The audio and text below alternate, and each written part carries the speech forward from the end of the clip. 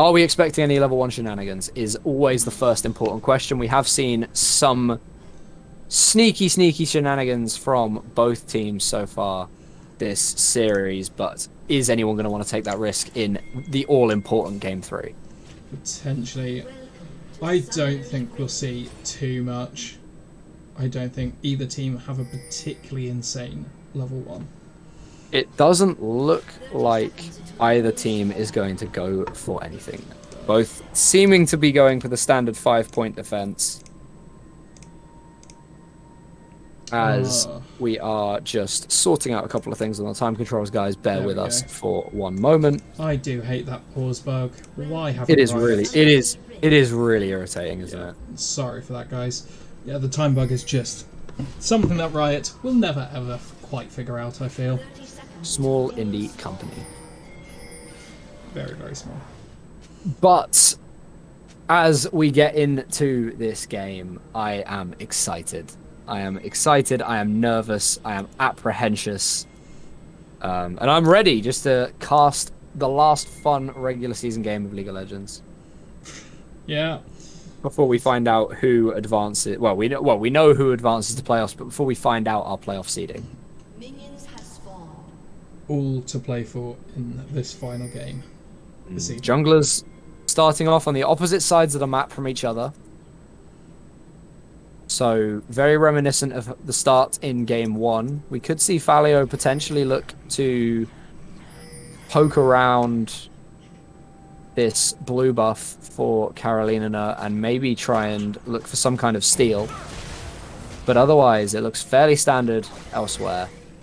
Yonsei on his blue buff. And Falio is going to move in towards the top side here. Just going to get a ward down just so that Yonsei has the information on Clubbarn's pathing.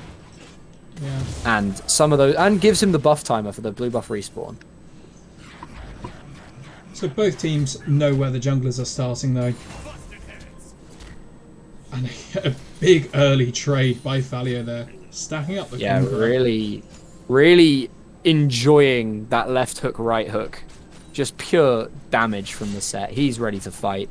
He knows what he's fighting for, and he wants to take as much as he can. So, with these two teams, who do you think wants this to be a 20-minute game? Who wants this to be a 50-minute game? Honestly, I think both of the teams scale really well. I think the Ezreal on the side of it, it's the AD carries, right? I think both the AD carries scale incredibly well into the late game. I think if you're Clubbarn, you want this to be over in 20. Yeah. Because Xin Zhao does start to fall off a little bit. We see a Facebreaker, another big trade in the top side. Both top laners going all for it. Hell for leather on the top side. But yeah, I think Clubbarn will probably want a 20-minute game. Because Xin Zhao, the later the game goes, he can still be really useful. But I think he is in his peak in the pre-20-minute phase. But I think everyone else is kind of okay with the game going long. Yeah, definitely. Varus may be wanting it to end slightly early as well. Yeah, the kind of 20-minute mark to 25-minute is where Varus shines and then starts to lose his luster. Just a little bit. And I think Volibear and Set probably want things to end off somewhat early as well, because they are a little bit... I mean, they will always be useful, but I think they lose a little bit of their damage and usefulness as the game goes on. We see Falio between the two top lane towers, forcing Evil Eye away. Yeah. So Falio is really trying to assert his dominance on this top lane. And Clubbarn trying to invade, but there's nothing there for him. So losing out on a decent amount of time here, really. But not really losing out on anything in general. The junglers traded Scuttle Crabs. And Johnsony is just clearing away his Krugs now. So Johnsony will be one camp ahead after finishing off that Krug camp. I think Falio got a cheater's back here as well. Yes, saving the teleport. The cull. Yeah, saving the teleport. Although Evil Eye on the other side did pick up a Ruby Crystal, so does have the extra HP. Yeah. I do like a cull bite. When you get that kind of cheater's back, you are able to provide quite a lot of pressure, knowing that now you've got a ticking time bomb of gold approaching. Well, it applies pressure by just not doing anything. Yeah. Exactly. Because you could just sit in that lane and be like, haha, I'm getting extra gold here. I'm getting ahead of you. And there's nothing you can do about it. We might see a fight here, though. Elonomics and Clubbarn going to get tagged up by the Winter's Bite. Yonsei diving forward now with the Rolling Thunder, and Clubbarn is going to get dove on. Is he going to be able to be taken out? He is. Yonsei finding First Blood. Command Protect, not going to quite be enough to give Lotitian the assist. Jumping forward from Mama, forces the flash out of Utmanaren, trading the support's flash for the mid laner's flash. Very nice collapse by Invul. They're going to turn this into first Drake as well. Potentially then able to look for a play onto the Karolinerna bot lane if they do stick around. Yeah. Meanwhile, Falio on the top side, having his way with Evil Eye, as he has done for most of this series. And, and that is pretty brutal when you think about it. Quite a lot of summoners used 3 on the side of K-White. Only 2, I believe, for Invul. Yeah, 2 flashes in trade for 2 flashes and a heal. Yeah, a dragon, and obviously the First Blood going to the Volibear, going to Yonsei. So definitely a really positive start for Invul there. Well, we saw what Yonsei could do in the previous game if he is given that springboard in the early game to get himself ahead to be able to make those plays. And I think Invul will be looking to him to do exactly the same this game. Falio starts out with a pretty big HP deficit, but that set really able to trade back effectively onto the Cho'Gath.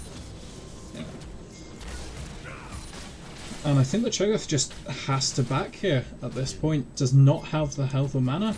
Doesn't have the teleport either, so he's going to have to walk all the way back if he does choose to pop to finish that recall. Will be staying. Falio with... Oh, the show is going to be stopped, and Falio's just going to walk away because the teleport is forced out from Utmanaren. So that's going to... Now, that all of that top lane pressure that Falio has been gaining is now starting to spill over into the mid lane. That's now going to be a small advantage garnered for Loftitian. Teleport advantage massively in the favor of Invul here, with both Invul solo laners holding their teleports. Clubbarn looking for a blue buff steal, but Yonsei's going to answer in kind. Helman and Mama are both very, very safe, just keeping themselves out of harm's way. And yeah, not going to be able to maybe able to contest the Gromp though if Clubbarn does greed for it. And no, just going to take the Gromp so Clubbarn can't actually finish it. Although the Smite is not available, Gromp is picked up, is going to be denied by, or denied away from, sorry, from the Xin Zhao. Yeah. Interesting, Loftitian went to the blue buff, but didn't actually get it. I think... More of a bodyguarding. Yeah. I think that was for. Yeah. Although, I would imagine they did want Loftitian to grab the blue buff, potentially. Possibly. I don't know, so. The vision control that Invul have in this top lane, though, look at that. 2 controllers and another in the river. But Falio has been a point of pressure throughout the entire series so far for Invul. He has had Evil Eye's number in every game in the laning phase. So giving him the security to be able to push up, to be able to abuse the Cho'Gath is very, very sensible, I think. Because we see Evil Eye channeling another recall here. Nearly 20 CS already is the lead in the top lane. But Utmanaren actually not having too bad of a time here in the mid lane as the Varus onto the Orianna. Yeah, I think that's to be expected, though. The Orianna is one of the most best scaling champions, realistically, and has quite a troublesome early game, particularly against other ranged champions, where she just has to expend so much mana to deal any sort of damage.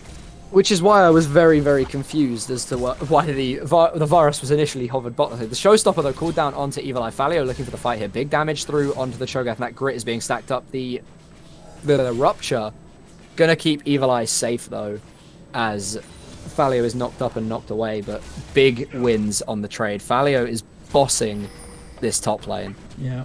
Rift Herald hasn't even been... it's just been taken now. But it hasn't been used, and that is 3 platings down already. Yeah, Falio really, really here to play. Clubbarn now moving in towards the top side. Going to find a lot of control wards, so going to be able to pick up a nice little chunk of change for himself.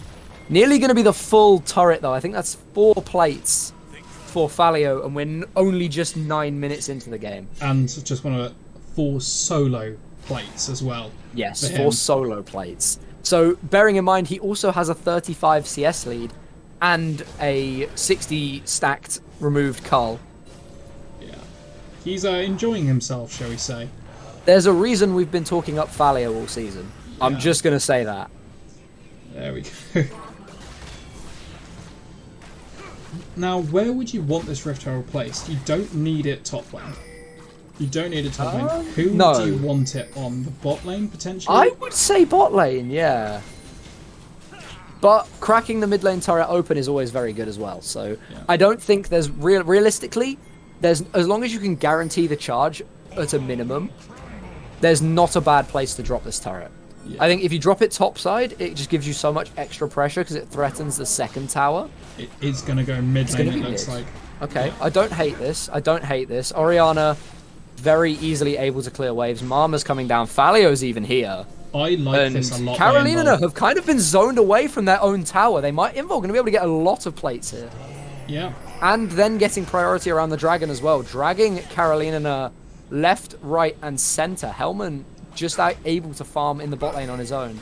Hellman picking up a cull of his own as well, This which is we didn't mention. This was a really, really clever use of the Herald there. Yeah, Almost using it beautifully done. more as a distraction, but the distraction's still getting 3 plates on its Yeah. own. Still securing 480 gold on its own. Yeah, that's a really, really good use of the Herald there. And it's going to be a second Infernal Soul. Yeah.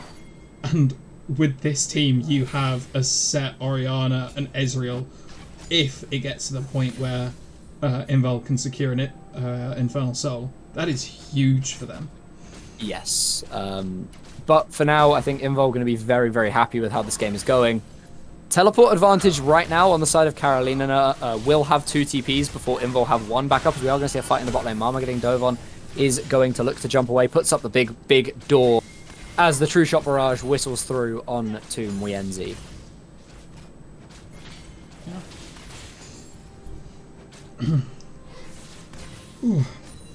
CS leads, I mean, it's pretty even until Then you look at the top lane. Where Yep, if then we, you look top. If we do look top right now, that will be first turret going. Yeah, that's a Can only imagine. That's full solo gold for Falio as well. Yeah. His cull is also only 16 left. Can we have a look at the gold totals on each individual champion real quick? How do we do that one again? X. There we go. 5,000 gold already. He nearly has the double the gold of his opposing number. And Johnson is about to find a kill onto Utmanaran in the mid lane. Goes over to Loftish, actually. And the Stormbringer is cooled down. The turret is turned off. And Falio going to find the dunk on Clubbarn. Invul really trying to make a statement here. I feel so sorry for Evil Eye. He actually has less gold than the Invul support at this point. That's brutal. Yeah, Brutal I think is the right word. Falio now very, very close to popping that cull as well. I think only, is that 13 stacks? yeah, 13 stacks left. And then that's basically another kill's worth of gold that's going to be going back into his pockets. He knows what he's doing, let's put it that way. Yes, definitely. Hellman 19 stacks remaining on his cull as well. So Invul effectively in 3-4 waves time going to have gained 2 extra kills. Yeah. Just down to the pure gold value on those culls. And Mama's going to be finding a kill onto Muyenzi in the bot lane. didn't even Don't really see know what how that happened. one happened. But I'm assuming that's just a bit of an overstep from the Karolinerna AD carry chasing onto Hellman. Jonsson now looking onto Umanar and flash over the wall from the Varus. Lulu trying to do what she can and is going to be able to zone away the big scary polar bear. Yeah. 14 minutes just passed, and there may have only been 4 kills, but It's a 7,000 gold, well, Yeah. 6.5, but yeah. it's pretty brutal, realistically. Yeah, this game is in stark contrast to games 1 and 2 in this series. Very much so. Third Drake going to be spawning in about 1:30. Invul definitely going to look to secure that one. And with this team fight comp, already you're beginning to think can Karolinerna even take team fights? Yeah. And I think we saw the Varus ult, the Chain of Corruption, going wide as well. So I don't think that'll be up for Colours while. popped now on Falio as well, so you remember how much gold he had last time we looked? Yeah, he's now got even more. Helman 9 stacks away and taking away 60% of Mienzi's health bar. Falio waiting in the wings to look for a potential dive 2 versus 4. The rest of Invul going to be securing the Rift Herald on the top side. Teleport forced out of Evil Eye, which is just going to confirm the objective going into Invul's back pocket. Yeah. And for only 4 kills having dropped, Invul are securing every objective. Yeah. You can't really see how Carolina White can scale at this point because they're having to give away so much. Yeah. They have to give away so much. I don't know if they will have reached. If Invul secure this next dragon, I don't think there is a chance that Karolinerna reach their power spikes before the Soul. No. And obviously there's another Rift Herald that's going to be plopped down on the map somewhere. You imagine it's going to be plopped down around... I would imagine bot lane. Yeah. Just to secure this outer turret, just to deny the vision lines. Yeah. And pen Karolinerna back onto their own half of the map. So Falio has... we see a bit of a death bush coming here. Falio has nearly 1.5k more than anyone else in the game right now, kind of massive. which is ridiculous. This is bordering on illegal, I would have to say. This is bordering on some kind of war crime. But you know, it happens. We're here. As Falio's looking for a flank, Utmanaran could find himself caught out. Falio's just gonna play the bodyguard, run up 4 people and force them to walk away. And fair enough, they kind of have to. Dragon number 3 picked up by Invul. We are 16 minutes, about 16:30 into this game. Soul gonna be spawning in 5 minutes time, and by that point, I don't know if Karolinerna will be able to consider taking a team fight. And Rift Herald is going to be plopped mid, and that's down. Inner turret.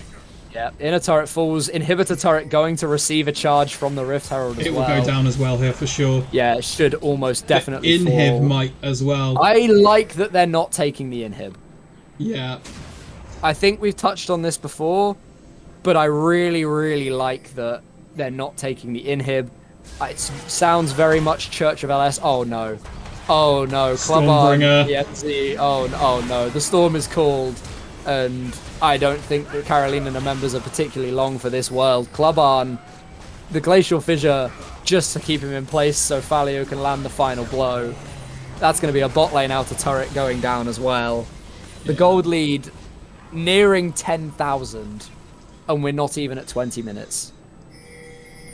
That... well... I'm gonna let you speak for a minute, Judgy, because I don't know what else to say. I mean, I'm gonna press X. I'm gonna have a look at how much Falio's gold is worth now. He is alone 8,000 gold.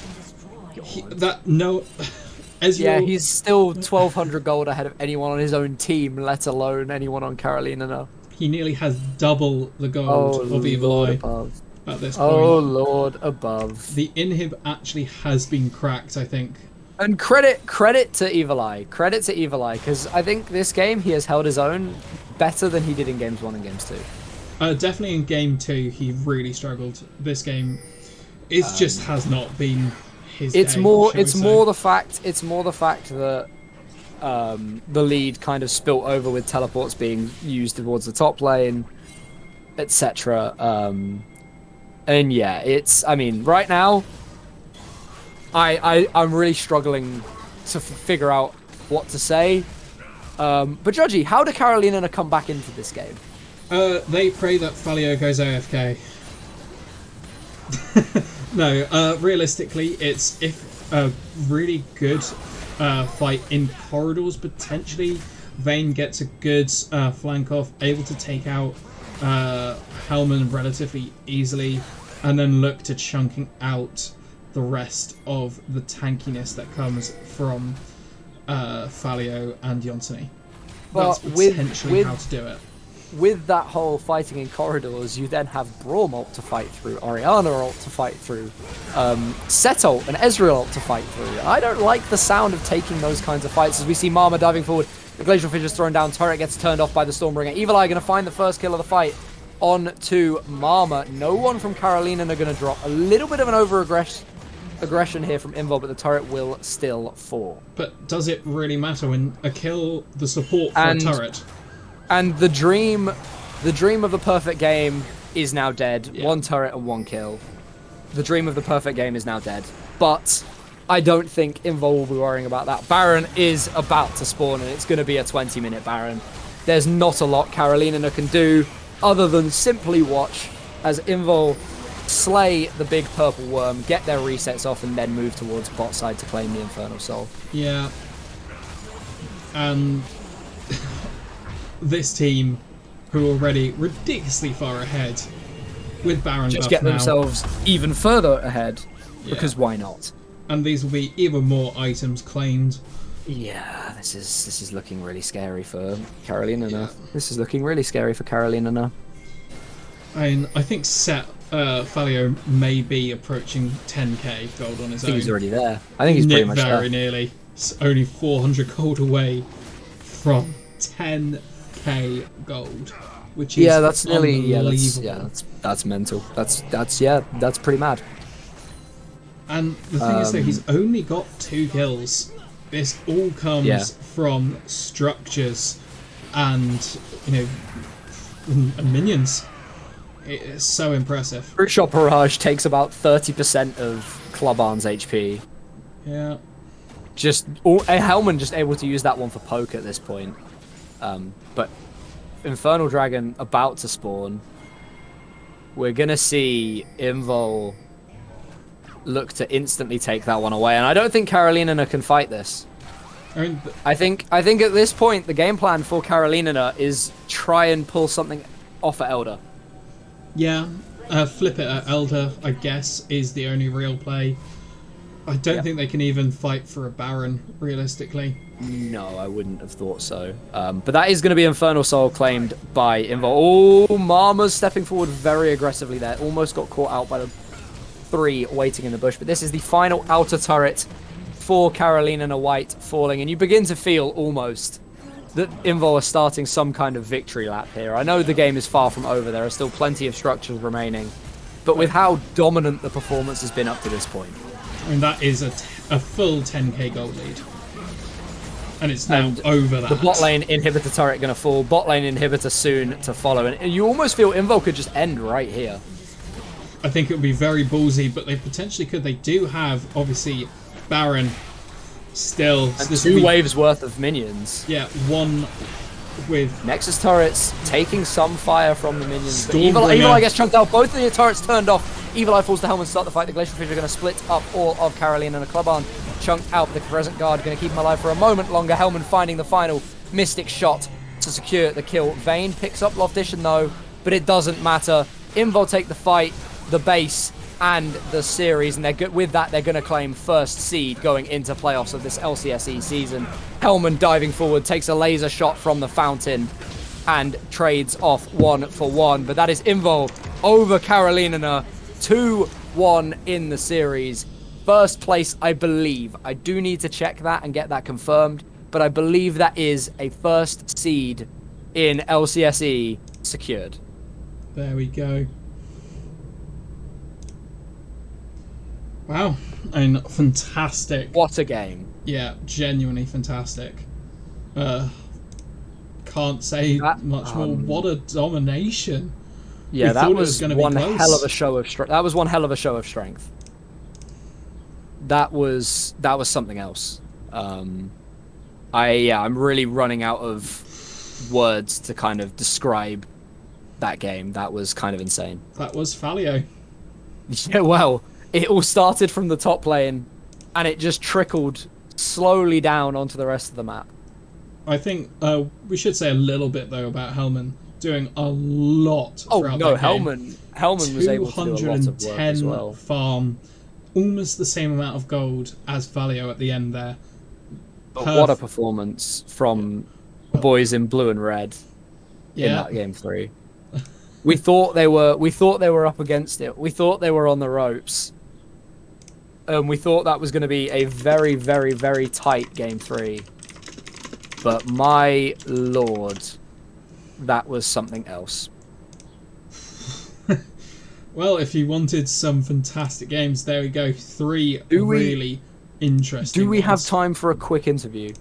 Would it be possible for you to take this one on your... Actually, no, wait. You You're can't the one because doing I'm doing production. production. Yeah, you're the That's one doing fine. production. That's great. Shall we do a Cool. Shall we do a quick whole Yeah. team interview? It'll be fine. I've got about 5 minutes. It'll be grand.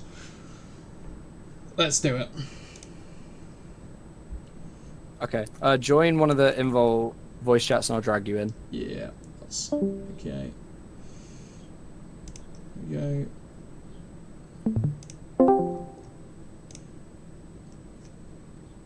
Okay. Good evening, guys. Congratulations on the 2-1 series victory.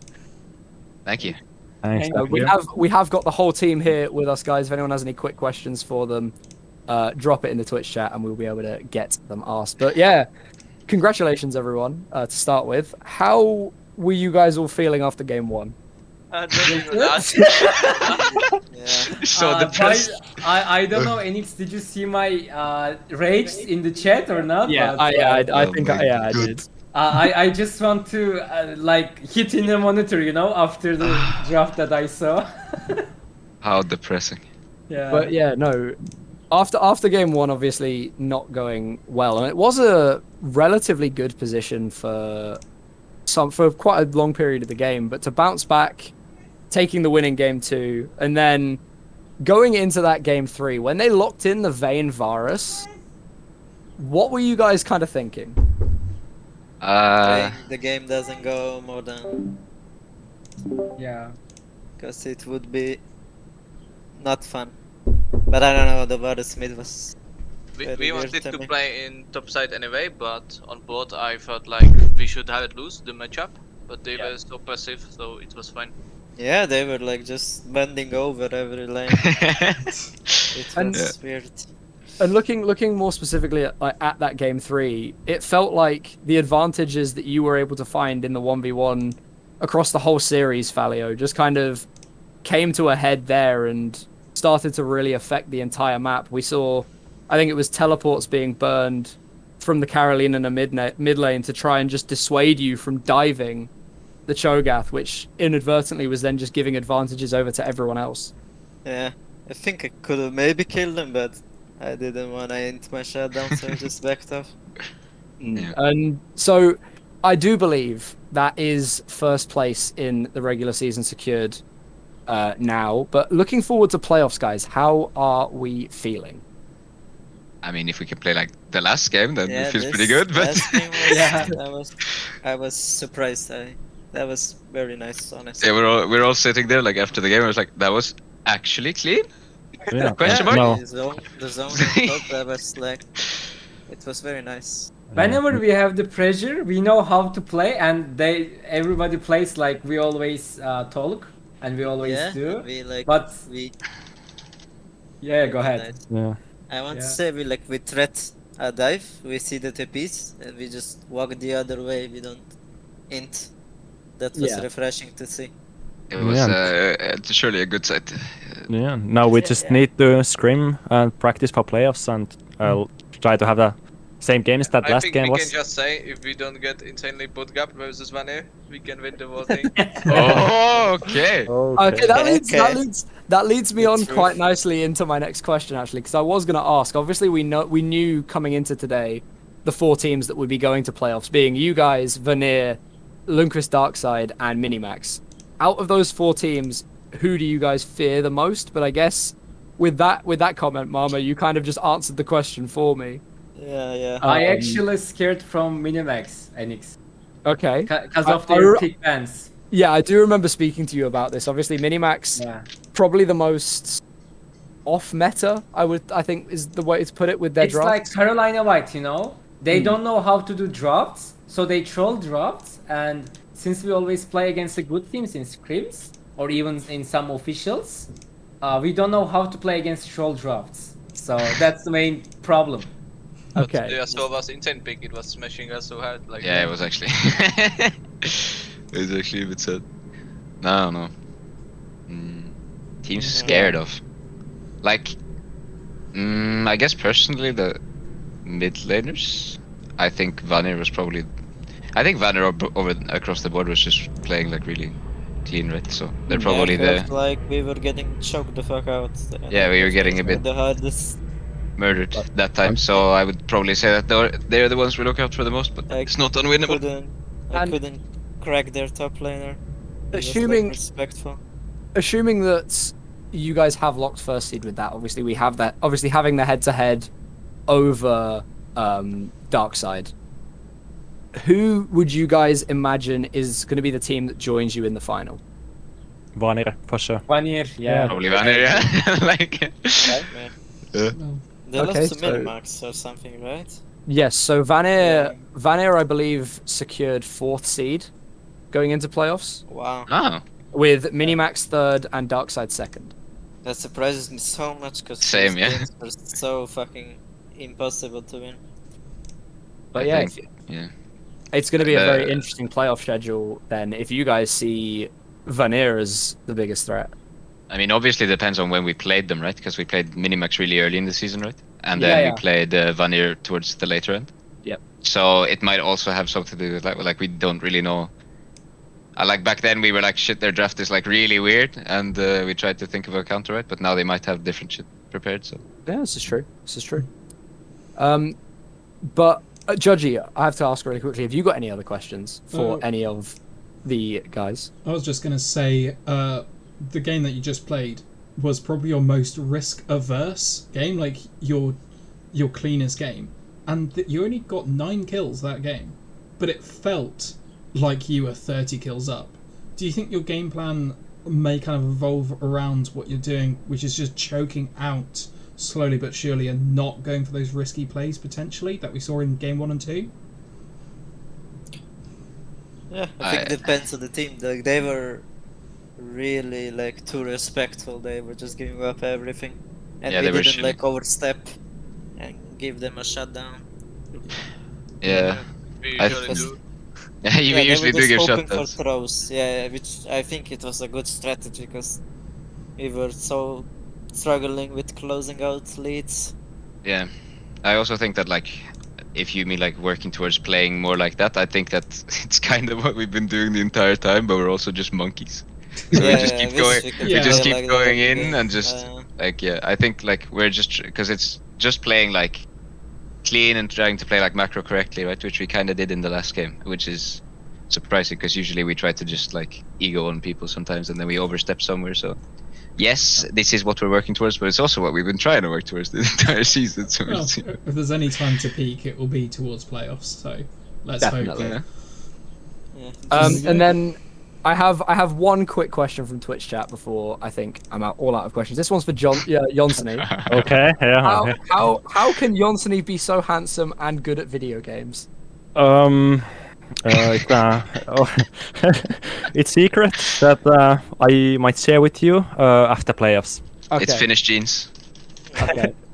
Oh, You're blushing or what? either finish jeans or we'll find out after playoffs. Okay. After playoffs, I will tell you. Okay. So if we got no other questions from Twitch chat, and why is Lofty such a handsome man? Well, I drank alcohol for an entire week in the Norwegian mountains, so came back, meditated, came back in the best form, and then I choked for 2 games and played a good game. So that's the secret. There we go.